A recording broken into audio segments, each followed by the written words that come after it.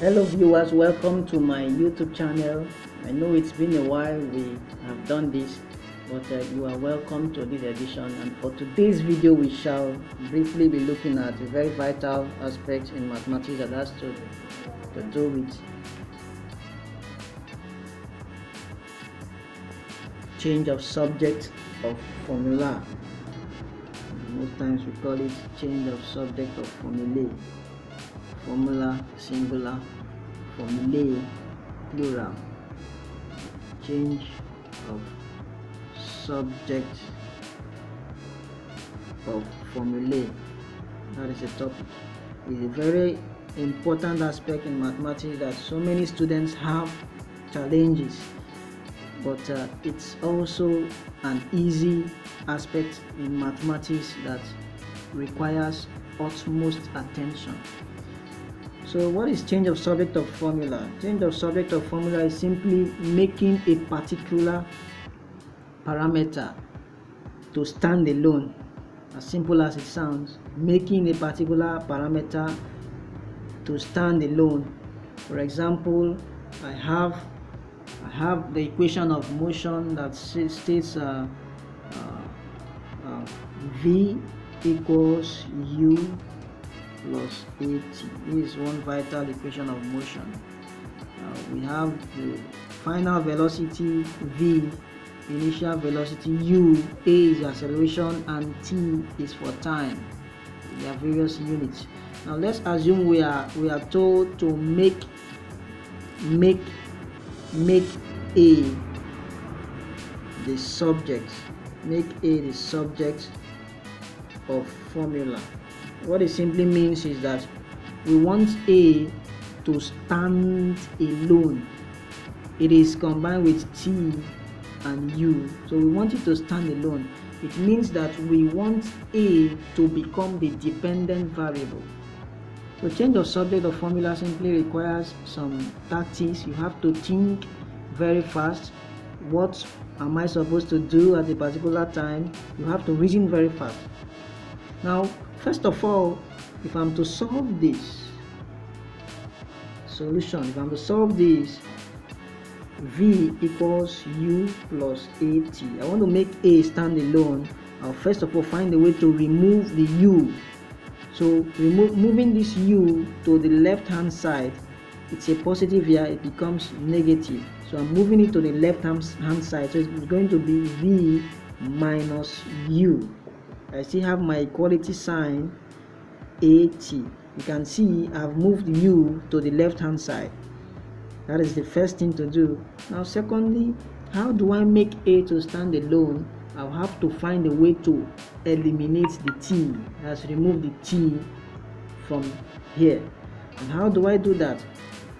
I dividing both sides by T will give us V minus U all over T equal to AT all over T. See, I'm dividing both sides by T so that T cancels T. So what is left? V minus U all over T is equal to A. You can see I can also write it like this: A is equal to V minus U all over T. You can see A is standing alone, so I have made A the subject of formula. So A is more of like a dependent variable in this equation, so it is standing alone. That is what is required. Secondly, another example, we have x equals y plus divided by minus z, and we want to make y the subject. We want to make y the subject of formula.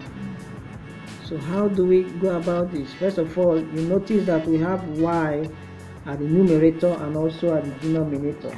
So step one, I'm going to cross multiply, because x is more of like saying x over 1. So when I cross multiplying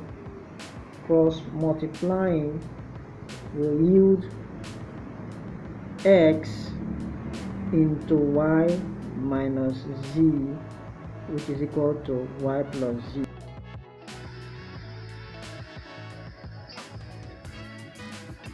Step 2 is to expand. So we expand the equation. Expanding yields xy minus xz is equal to y plus z. So let's collect like terms. That will be step 3. Collect like terms. What are like terms? We have the likes of, you see y, so we collect both of them, x, y. This one moves over and becomes a minus y equal to z. This one moves over, it becomes a plus xz.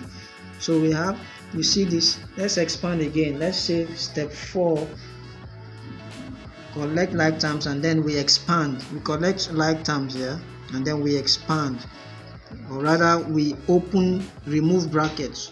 We use brackets here. So like terms here we have y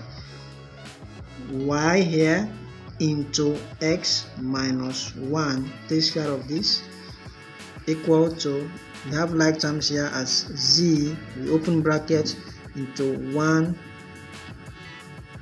plus x. So the next step, okay, let's take this to be step 5. The next step, which is the final step, is to make y the subject. So we divide through by x minus 1. So divide through by x minus 1. This yields y into x minus 1 divided by x minus 1 equal to z into 1 plus x divided by x minus 1. So this cancels, so we are left with y to be equal to z into 1 plus x over x minus 1.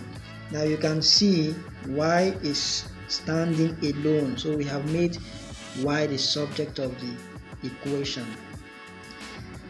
It is vital for us to note that change of subject of formula requires practice. It requires reasoning, so you have to be able to think very far and fast.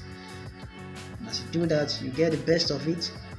Try your hands on various problems, and don't forget, as a saying, do well to like my videos, visit my channel, like my videos, subscribe to my YouTube channel, and click on the notification bell.